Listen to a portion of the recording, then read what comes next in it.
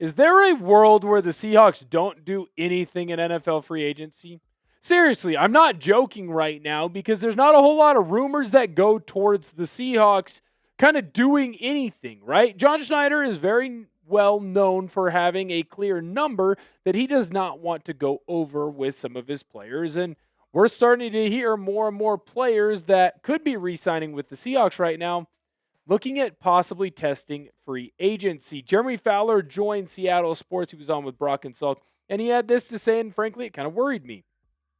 The way I see it is Seattle is going to lose a bunch of good players, and they're going to get a bunch of comp picks for it in the future. Of course, those picks would not come until 2027, and they're going to use those picks to package and draft and bring new players in. That sucks. But I'll tell you right now, I don't see that necessarily happening. Are the Seahawks going to go out and spend way too much money on a re-signing player that they know fits with their system, but maybe they think isn't quite worth that price? No, I don't think they're going to do that because John Schneider does a very good job of it. But I do believe that the Seahawks are going to still make some moves. They could be in trades. They could be with some re-signings.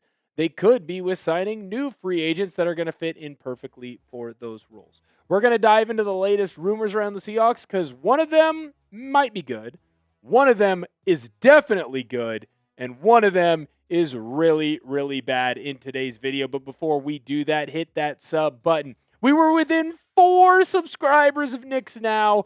Then they had a big blow up because, well, the NBA season's going right now and they're having a lot of games. Make sure that you come on in and hit that sub button. I have breaking news for you. We will be live on Monday for NFL free agency. You don't want to miss out on any of that. Hey, come hang out with us. Hit that sub button. You'll get notified when we go live. You'll help us catch Knicks now, and you'll be live hanging out with myself and Searle during NFL free agency when the Seahawks will, fingers crossed, make some big-time moves.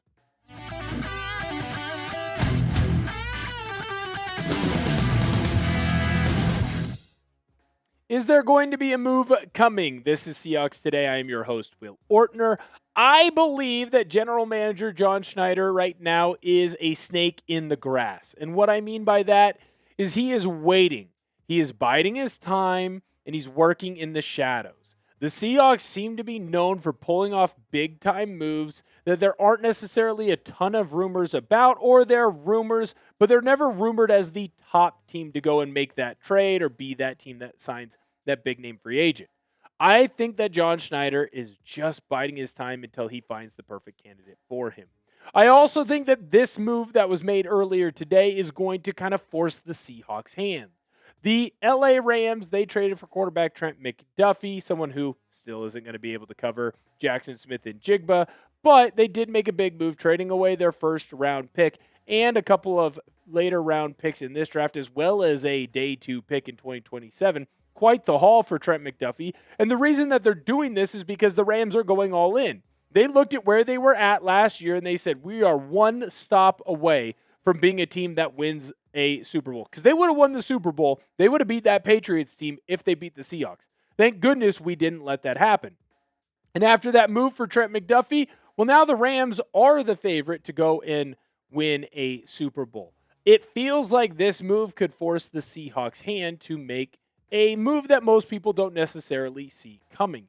Jeremy Fowler had this to say on the Seahawks again while still on Seattle Sports. There might be a surprise that they have somewhere. I just feel like Mike Macdonald is good at zigging when other people expect to zag. He has a vision for his team that might not be the consensus, that might be creative and new. So if they add a whole new player and spend money at a position you didn't expect, that wouldn't surprise me either. This is a great point here by Fowler because remember, when the Seahawks traded for Rashid Shaheed, there were some murmurs, there were some rumors that maybe the Seahawks could look at a receiver. But the big news, the big rumors around the Seahawks were always at that defensive end position. They were at the offensive line position, right? Even potentially trading away cornerback Reek Woolen. There weren't a whole lot of rumors around the wide receiver spot, let alone Rashid Shaheed. So that tells me that Seattle, they don't have a whole lot of leaks. When you don't have a whole lot of leaks, that means anything that could potentially happen kind of comes out of nowhere. We're going to dive, though, into the big rumors that are going on right now for the Seahawks. And this one, I'm not going to lie. I'm not going to sugarcoat it. It effing sucks. Adam Schefter, about 50 minutes before we started recording, posted this on X. Rashid Shaheed is not close to an extension with the Seahawks. He's going to test free agency on Monday. I'll tell you right now, the minute that I heard this, producer Searle had to cover his ears because I yelled, "This sucks!" And I did have to go and have a meeting with HR, which is why we're a little bit late to filming this video. But I'll tell you right now, it sucks. The Seattle Seahawks did give up quite a bit of trade pieces to go and try and get Rashid Shaheed. There's a reason right now why you don't have a 4th and a 5th round pick, and that was for Shaheed, a player that you expected to re-sign.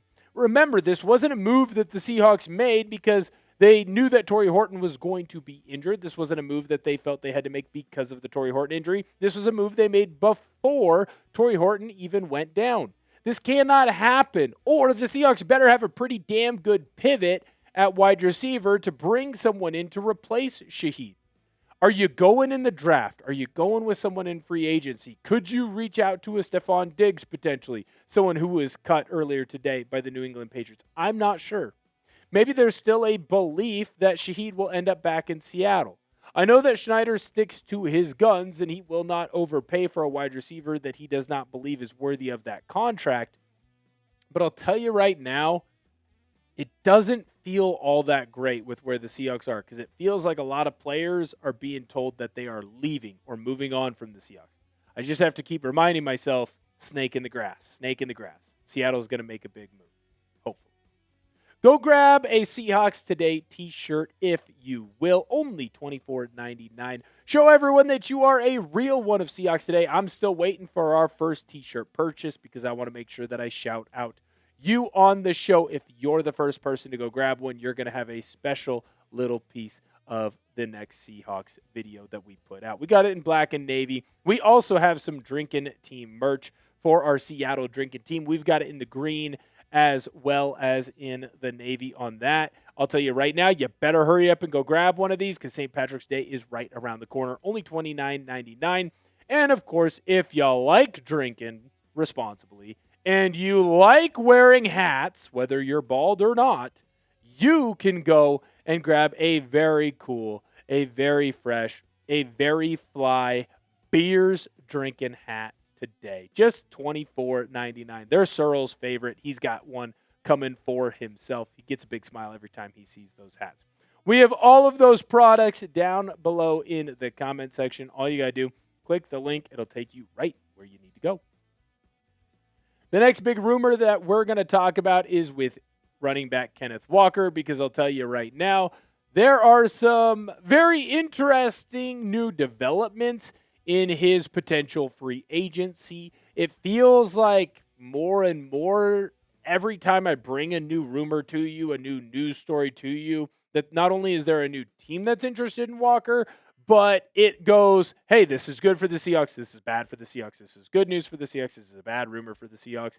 And it feels like more and more teams are reaching out to Kenneth Walker and making it very clear that they want to add the running back's talent.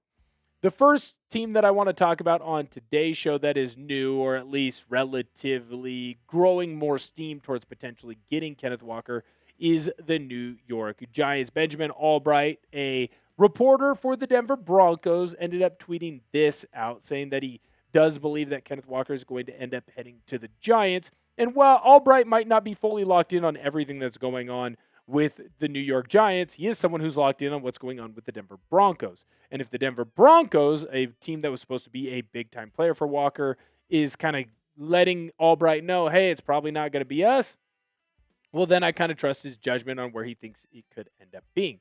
Now, when we look at the Giants, they obviously have a running back that is young and is trying to take over being that number one running back in New York. I will also say that it's important to note with Cam Scadaboo that he's coming back from a very significant injury. While he had a lot of success last season, it is important to note that he kind of fits more of a power back role. When you look at the depth chart for the running backs in New York, there is a belief that they will be moving on from one of those running backs there in New York, and Kenneth Walker could fit into a very strong 2 running back system for this team. What I will tell you right now when I look at this squad is I think that they have their power back. That would be Cam Scadaboo, and they could get more of their speedster back, the guy who is a little bit more elusive, the more big play threat running back in Kenneth Walker. So he does make sense here with the New York Football Giants. What will be important here for them as well is going to be the price tag. I think that John Harbaugh is very smart, and I do not think he will overpay if he doesn't have to. Next team that we're going to talk about is the Jacksonville Jaguars because, well, they're starting to get linked to Kenneth Walker, and I find him as a very interesting potential addition to that team. Before we get into that, though, I need to let you know about the proud sponsor of today's video, and that, of course, is our good friends over at Prize Picks. Shoot your shot on Prize Picks and get $50 instantly in lineups when you play your first $5. That's right, Prize Picks is now giving you $50 in lineups when you sign up and play your first $5.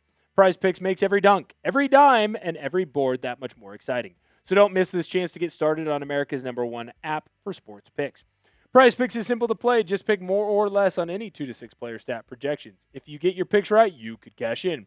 Pick from all your favorite sports, anything from basketball, baseball, hockey, UFC, soccer, college basketball, tennis, golf, esports, and more. New feature alert! Prize Picks now has early payouts. If your player gets off to a hot start, you now have the option to cash out those winnings before the game even finishes. Here is my lineup for the action that's going on later. Jalen Brunson, more on his points. Jonathan Kuminga, more on his PRA. Download the Prize Picks app today and use code CLNS to get $50 in lineups after you play your first $5 lineup. That's code CLNS to get $50 in lineups after you play your first $5 lineup. Prize Picks. It's good to be right. This comes to us from Jonathan Jones of CBS. One other place I could see him, Kenneth Walker that is Jacksonville. The Jaguars are parting with Etienne and are happy with Bhayshul Tuten. But general manager James Gladstone has shown in just a year that he will always be aggressive when it comes to roster building. Now, Kenneth Walker would be someone that I do find very fascinating as a potential new running back in Jacksonville. But I do want to give a shout out to Hawkmania on Twitter. Thank you so much for posting this graphic. Because right now, Travis Etienne, he's a free agent. Kenneth Walker's a free agent. And we can kind of look at how they had their stats lined up in the regular season. Right now, there were obviously more attempts for Etienne. But I would say that Kenneth Walker and him were more of the feature backs. Etienne had more yards. Now his yards per average is a little bit lower. But Kenneth Walker's yards per average obviously jumped up kind of there towards the end. His rushing touchdowns, well, that's going to go to Etienne. The receptions go to Etienne. The reception yards go to Etienne. They're almost the same player, but Etienne is slightly a better version. So all of a sudden, you're telling me that I could potentially get Travis Etienne, who's going to be very similar to Kenneth Walker, at a much lower price? Well, I feel pretty darn good about that. I am not saying that a swap is something that's going to be immediately done between kind of the Seahawks and the Jaguars in free agency. But if the Jaguars are so in lockstep that they believe that Kenneth Walker is so much of an upgrade that they go out and grab him, well, I feel a lot more comfortable about everything that's going on with Travis Etienne because I'm basically going to get the same back, and I'm going to get him for a lot cheaper of a price. I've already talked about today, especially with Rashid Shaheed, how it's very clear that John Schneider has a clear number that he will not pay a player above. And if he's not going to pay a player above that number, then I frankly agree with him. He's won 2 Super Bowls and built 2 different rosters for 2 completely different head coaches. So I trust Schneider, and I trust what he's going to do with this squad. And if he believes that Kenneth Walker's number is too high, but Etienne's number is low enough that it's going to make sense, well then, shoot. Come on down, Travis Etienne. Do you want the Seahawks to sign running back Travis Etienne, yes or no? Let me know down below in the comment section. I find this question very fascinating, and I do think that he would be a fun addition to this squad. The last rumor that we need to talk about is something that I find very, very fascinating, because you're going to notice that in the other 2 little backgrounds that we have there, we have a blue one, we have a green one, Yet this one's purple. And that's because we're going to be talking about the Minnesota Vikings and their edge rusher, Jonathan Greenard. Now, this might seem like a little bit of a slap in the face. Slap in the face is wrong, but it's going to look like it's going to leave a sour taste in your mouth if you're coming into this NFL offseason thinking that the Seahawks are going to get Max Crosby in a trade. I do think there is a world where the Seahawks could call the Vikings for edge rusher Jonathan Greenard, and that Seattle would very much want Greenard in the Seahawks' defensive game plans for the year of 2026. Obviously, the Vikings would have to want to trade Greenard, so thankfully Adam Schefter posted this yesterday, letting everyone kind of know that they are open to trading the former Pro Bowler. He's got a high salary cap that they don't necessarily want to continue to pay, especially if they're able to get a good trade partner. When you look at the edge rushers in free agency as well as the others in trade ability, I do think that the Seahawks could potentially go out and get a guy like Jonathan Greenard for a cheaper price. He's still not quite 30, and while he's starting to have some injury issues, he was still very effective this year in Minnesota when he was at his healthiest. When we look at his last 4 seasons, obviously Greenard has that 23 and 24 year where he's absolutely off the charts. He's making a bunch of TFLs, he's getting a bunch of sacks, he's able to rush the passer, and he could be someone that easily adds into the Seahawks game plan long term because he would fit in a spot where Boye Mafe would be leaving, and I think this is the most important, Greenard would come at a cost that is much cheaper than someone like Max Crosby. Obviously, Max Crosby is going to be the end-all, be-all. He's going to be the number one option. You try your best to find a way to get him. But if you're telling me that the Seahawks are going to be able to get a Jonathan Greenard for half the price or less than half the price of a Max Crosby, well, then maybe there's a reason for the Seahawks to go and target him. He's someone who's had a lot of success in his career. He is a former Pro Bowler. And what Mike Macdonald does a fantastic job of getting the most out of players when they're in his system, specifically edge and defensive linemen. So to me, if the Seahawks are zigging when everyone expects them to zag, this could be a potential move at that edge rusher spot. We all know that during this week, John Schneider likes to make a move, whether it be a trade or a re-signing. Right now, it doesn't look like the Seahawks are going to be able to re-sign a key piece. So that means a trade is probably in the works. If a trade's in the works, I don't see why Jonathan Greenard couldn't be someone that the Seahawks brought in. Are you going to be ecstatic, over the moon about it? No. But it's a better move than what people realize. How are you feeling today, Seahawk fans? Do you feel good? Do you feel bad? Tell you right now, I'm leaning towards the bad side. Looks like Kenneth Walker is going to be gone. Frankly, looks like Rashid Shaheed is going to be gone as well. I don't feel good. I want to get a temperature check from you, though. Let me know what you are feeling like right now down below in the comment section. Make sure that you give me a follow on X. As soon as the Shaheed news broke, I tweeted about it. Plus, I'm tweeting about potential Seahawks rumors and news all the time. Go give me a follow over there at Will Ortner. You'll get the news first. Also, make sure you hit that sub button on the channel. We're trying to grow every single day. We are on the road to 86K, then 87. Then, hey, one day you'll wake up and we'll be at 100K here on the channel. Thank you guys so much for viewing today's video, and I cannot wait, and hopefully with better news, to see you next time.